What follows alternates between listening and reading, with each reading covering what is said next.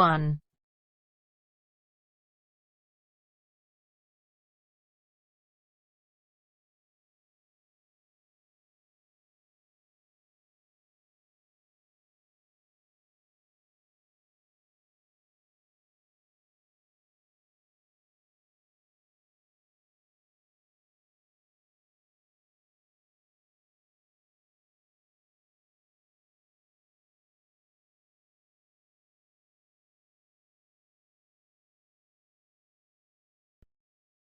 You will hear a number of different recordings, and you will have to answer questions on what you hear. There will be time for you to read the instructions and questions, and you will have a chance to check your work. All the recordings will be played once only. At the end of the test, you will be given 10 minutes to transfer your answers to an answer sheet.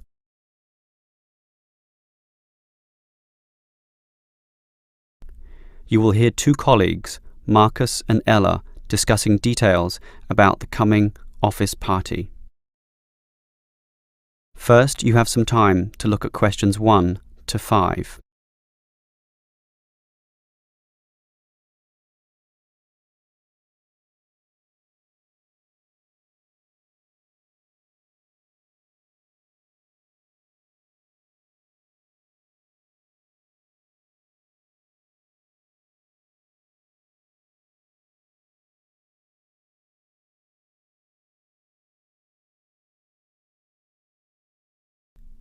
Now we shall begin. You should answer the questions as you listen, because you will not hear the recording a second time. Listen carefully and answer questions 1 to 5. Okay, Ella. As you know, you and I have to make the big decision about in which restaurant we are going to hold our office celebration. Well, we're celebrating 20 years of operation, so I think it has to be a good restaurant. Something which will really impress people and make them think better of the company. We do have a budget, though. It's how much? $2,000, and that should be enough for a good meal. Actually, it's $3,000, not $2,000. I confirmed that today. That should be enough for a great meal then. Well, this is a significant milestone. So should we go for a buffet meal at a local hotel? All you can eat? Something like that? The Chesterfield Hotel has good food. I've eaten there before. Very impressive. Yes, I've got the brochure here. Do you know how much it costs? The full buffet banquet is beyond us, I'm afraid. Yes, but we don't have to get the banquet. They have set meals for cheaper prices. Show me the brochure. What about this? Set meals C is $50 a head, and that's just within our price range. It includes a main meal with prawns, and there's other seafood as well. Look, there's even a seafood platter with crabs, oysters, everything you like. But not everyone likes seafood. Let me see the brochure. Actually, set meal D looks better to me. More meat-based. How much is it? Meal A is $70, B is $60, and so on. So D is even cheaper at $45. OK, and we could spend the money we save on other things, such as a lottery present or something. The main meal is lamb, and everyone likes that, right? It comes with soup, dessert, coffee, all the frills that you'd expect. What's the soup? Actually, all the meals come with soup. Meal A is lobster soup, B is prawn, C is clam, but ours is chicken. Ah, I like that. Chicken is simple but tasty. All those seafood soups are not nearly as nice. So, why don't we take meal D then? Before you hear the rest of the conversation, you have some time to look at questions 6 to 10.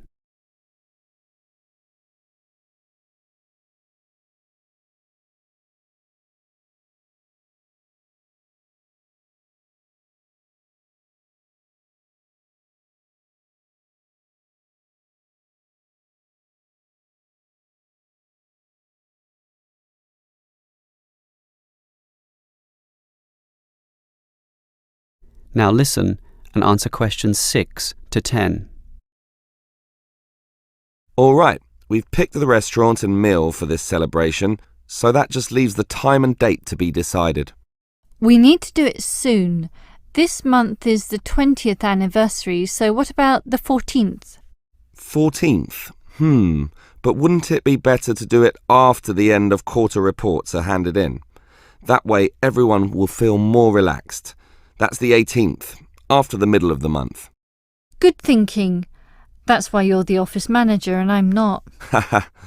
And that leaves the starting time. After work, but not too late, right? Well, any time is fine, I should think. 7 p.m, 7:30, 8 p.m. Does it really matter? Not too late, though. 8 p.m. is too late. 7 p.m. might be too early for those submitting the end-of-day accounts. Split the difference then, take the middle time. That will please everyone. Sounds fine by me. Let's do that then. Now, that leaves the minor details, you know, about clothes and what to bring and... Clothes? Isn't this an informal event? Yes, but it is an anniversary and we don't want people in jeans and jogging shoes. We don't necessarily want formal dress either. I agree. Formal is too, formal. Smart casual is better. Let's just say smart casual, okay? Okay, and should we allow smoking? Isn't that the hotel's decision? Do they allow smoking? They do, in designated areas, well away from the eating tables. Personally, I hate smoking and would like to ban it completely from this function, but to be reasonable, I think we can just follow the hotel's policy. If they allow it, so can we. Okay, that sounds fine. That just leaves... Whether the guests should bring anything with them? I think it would be a nice idea if everyone bought a... Let me guess, a card, right? A getting to know you card. No, a present, a small present, of course, to be put into a large box, and then everyone can reach inside and pull out something. A lucky dip. That should be a good laugh, don't you think? Great idea. That is the end of part 1. You now have half a minute to check your answers.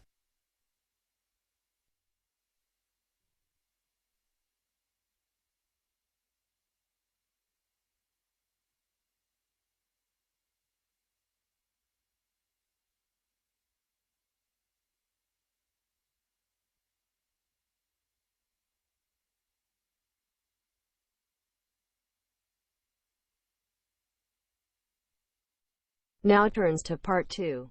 Part 2. You will hear a construction worker and university officer discussing the effects of some new construction on the university premises. First, you have some time to look at questions 11 to 15.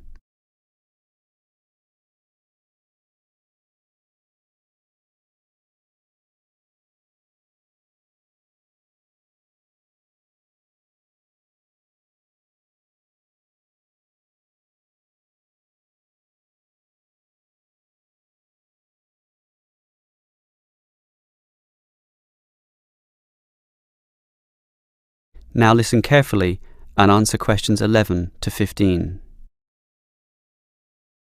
Hello, Helen, is it? Yes, that's right. And let me begin by saying that your construction is already causing considerable disturbance to our student body. I'm afraid we have deadlines to meet, but you did ask for a timetable. We can certainly try to do the noisiest work at specific times when it least disrupts the students. Good. I've already emailed you about sensitive times of the day. Obviously, our lunch period is the best time for you to do all the noisy work. Yes, and as a result, in that time we are reserving all the jackhammer and drilling work necessary for breaking up the old concrete paths. So that will be between noon and 1:30 p.m. It will result in some delays to us, but not enough to significantly put us behind.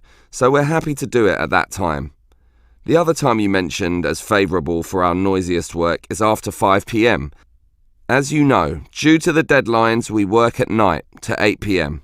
Yes, I see the lights at night when I walk to my car. Well, we can similarly put most of the digging of earth, or in other words, the excavation, to that time. And that work is certainly noisy due to the engines of the earth-moving vehicles. Inevitably, of course, there must be some noise during the day, And I think that the best we can do is concentrate it at one specific time so that at least you can anticipate it. That time will be from 10 a.m. to noon. We've just finished cutting down and sawing up all the trees, so that morning period will now primarily be involved with the pouring of concrete. That must be done early in the day to allow the concrete to harden during the daylight hours. It will involve considerable noise, I'm afraid, mostly from the trucks and concrete mixers, so expect some racket in those 2 hours. So what will happen in the late afternoon? Will it be quiet enough for exam work? I believe so, since in that first hour and a half we'll be having our lunch break, and in the remaining 2 hours we'll just be making the concrete look nice, removing leaves, broken pieces, and making it all level and flat before it hardens. So the noise will certainly be at a minimum in that period of time. Before you hear the rest of the talk, you have some time to look at questions 16 to 20.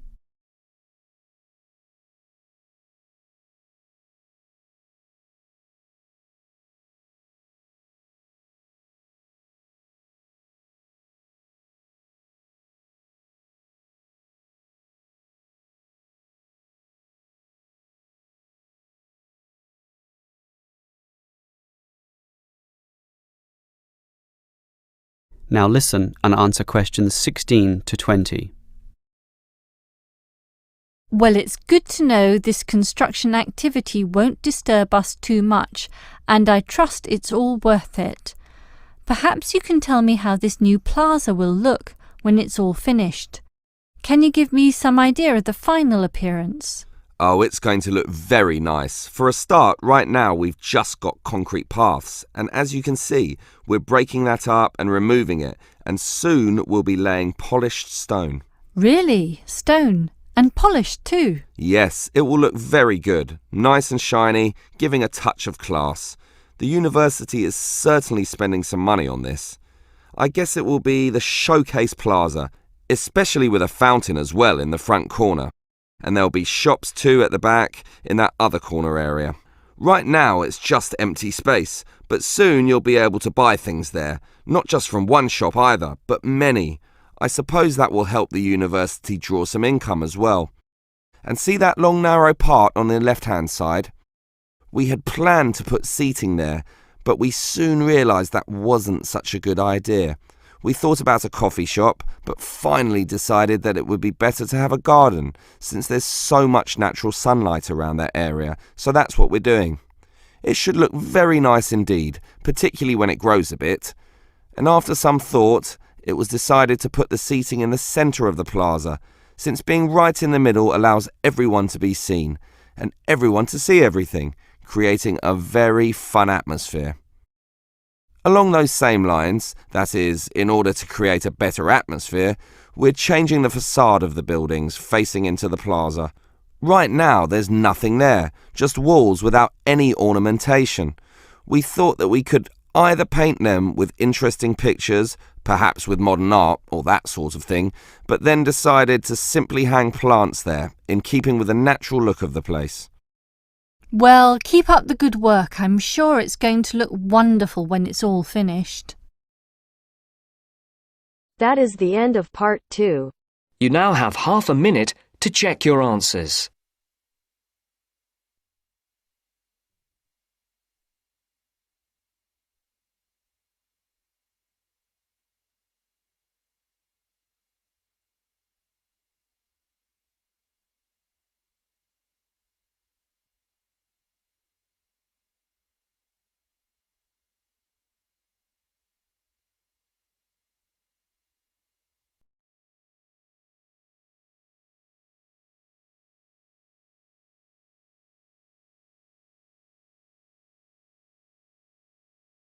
Now turns to part 3. Part 3. You will hear 3 students, Steve, David and Susan, discussing a science lecture they attended. First, you have some time to look at questions 21 to 26.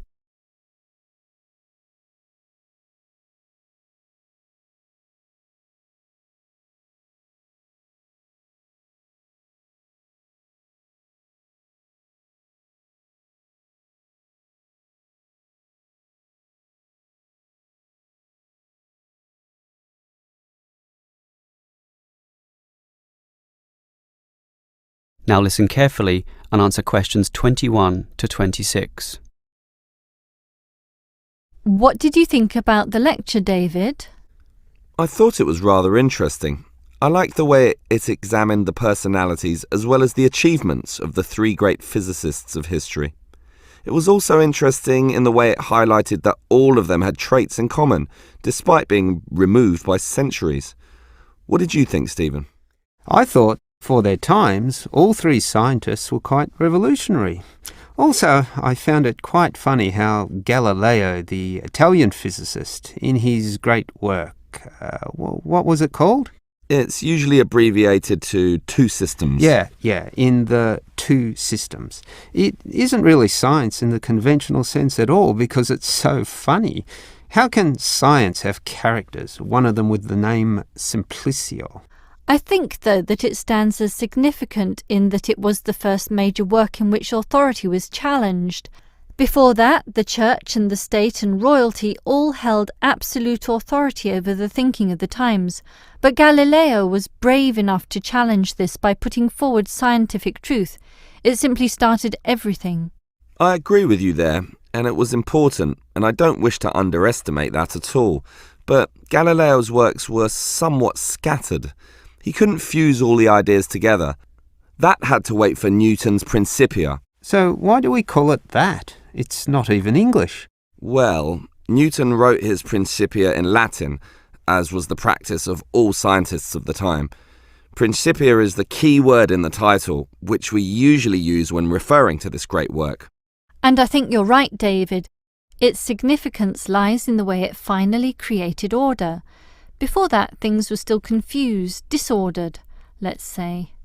That's right, Susan. With Newton, the heavens became like a clockwork mechanism where the orbits and motion of the planets and comets could be predicted. Newton simply created order and suddenly the universe seemed understandable. Until Einstein came along and confused the hell out of everyone.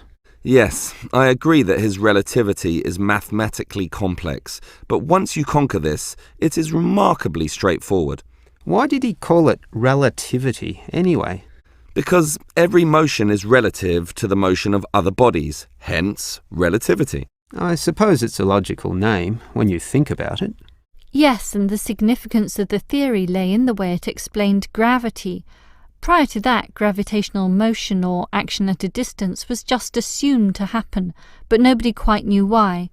Einstein was successful in providing a theory which explained this, and that theory has lasted to the present day. That makes it quite an accomplishment. I think we'd have to agree that all three scientists accomplished much in their own way.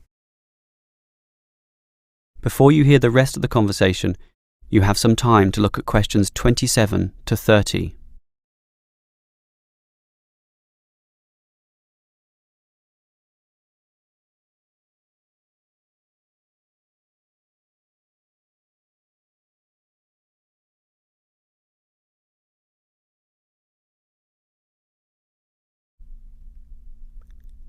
Now listen and answer questions 27 to 30. So, David, you're obviously impressed with these three scientists, so it would be interesting to know who you think was the greatest of all. Well, strictly it's impossible to say, since everything is relative to the times in which these scientists lived. Newton built upon the works of Galileo and Einstein built upon the works of Newton. But that's not true, actually. Einstein's theories were non-Newtonian, which is why they were so substantially ahead of their time. Given this, I'd say Einstein is the greatest. Well, certainly, Steve. I accept that Einstein was great and substantially ahead of his time, but Newton's laws are still used today.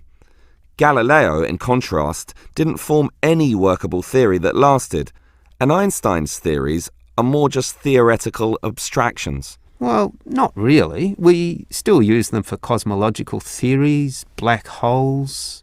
Not for everyday life, not for normal planetary physics. In that sense, Newton has stood the test of time and must be considered the best of all.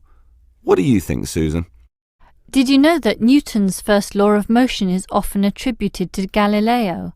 and that Galileo is known as the father of modern science, even by Einstein, which supports him being the greatest. I would say that we must acknowledge the man who first started the scientific revolution.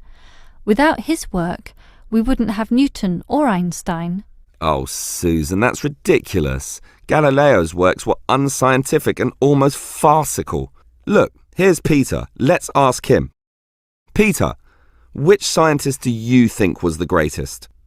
Greatest? The old argument. Einstein is the conventional answer, but when it comes down to it, no one quite knows what his theories really mean. Newtonian physics is at least understandable, so I'll go for him. Yes, there you go. Well, we'll just have to agree to disagree on that one.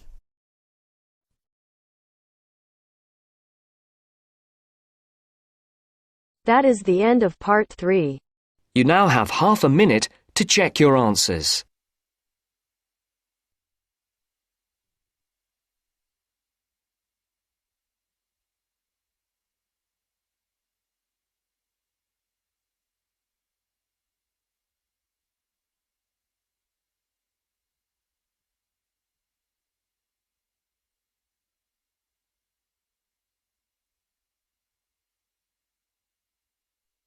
Now turns to part 4.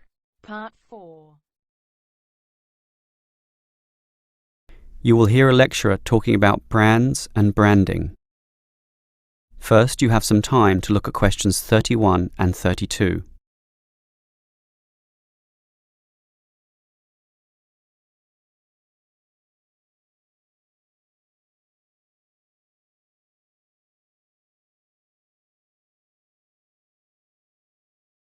Now listen carefully and answer questions 31 and 32. In the Wild West, without fences or defined ownership of land, one man's cattle could easily be mixed up with another. Hence, cattle were branded. That is, a sign was scarred onto their skin using a hot iron brand. Well, we still use the word today, but in a more general sense. Putting it simply, a brand is a name, term, design or symbol which identifies one's seller's goods from another.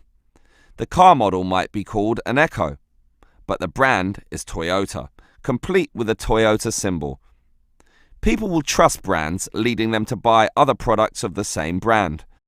Then it has achieved brand recognition, which is a very good thing to have. Similarly, perhaps your clothes are Gucci, your jeans are Calvin Klein, your medicine is Procter & Gamble, and your cheesecake is the pleasantly termed Sara Lee. And that's the way you like it. Actually, all those previous brand names show you one way to coin the name of your brand. Just name your company and its products after yourself. This is known as using founders' names, which is all right if your name is catchy and cadence, such as, well, Calvin Klein, but there are many other ways as well. Before you hear the next part of the lecture, you have some time to look at questions 33 to 35.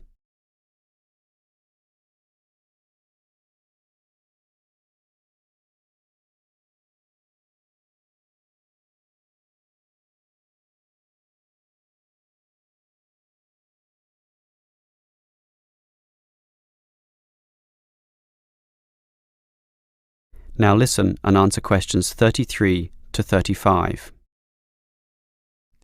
Well, here are some other ways to decide on your new brand name. You could use an acronym such as IBM or AWA, which sounds modern, scientific, and technically proficient. You might also wish to evoke feelings with an evocative name, such as Everest Airlines, where the skies are yours, or Amazon Books, with streams of literature, biggest in the world, or Nike, named after the winged Greek god of victory. Alternatively, you might like to describe your product by using a descriptive brand name, Safe and Sleek Bedding, Ever Alert Security System, and so on.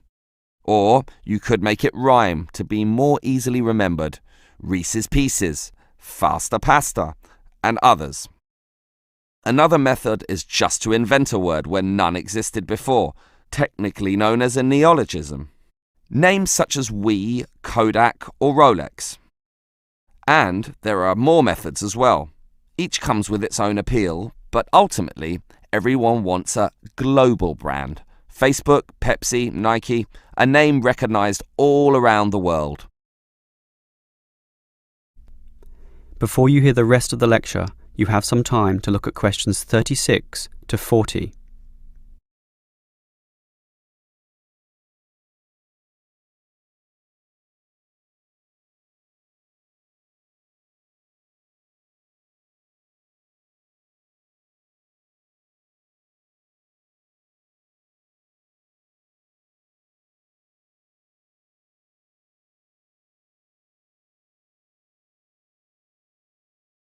Now listen and answer questions 36 to 40. Now, let's go a little deeper into brands. One of the things which companies seek for their brands is an independent identity, or a concept regarding how the buyer feels about or perceives the product. A good example is Marlboro cigarettes with its cowboy imagery and sponsorship of car racing, all targeting a manly, tough male buyer. In other words, the images, commercials, logos, sponsorship, and product packaging are all carefully designed to cultivate a single identity which resonates, in theory, with the target market. The core element of this is the logo, the visual symbol that represents the brand. So, if, for example, the product is for younger people, say Nike jogging shoes, the catch cry is, "Just do it." And high-profile athletes appear in all their advertisements. Think of that Nike logo, that single tick, one of the most recognizable logos in the world. And it's all consistent with the symbolism of power, speed, and freedom. On the other hand, if you are targeting a richer, more mature, and male buyer, say with Rolex watches, the brand image might be one of solidity, sophistication, reliability, and the Rolex logo, a crown, that sign of royalty, of might and power, top of the heap, similarly puts forward this image. If we are targeting the younger teenage market, say with Calvin Klein jeans, the brand image is one of sexiness, rebellion, and freedom from conventions. The logo is simply the name on the jeans, but it is linked to that famous series of sexy models and those controversial ads, which still run to this day. This is all big science now, collectively known as brand management. It's complicated, but when done well, can result in millions of dollars in extra sales. That is the end of part 4. You now have half a minute to check your answers.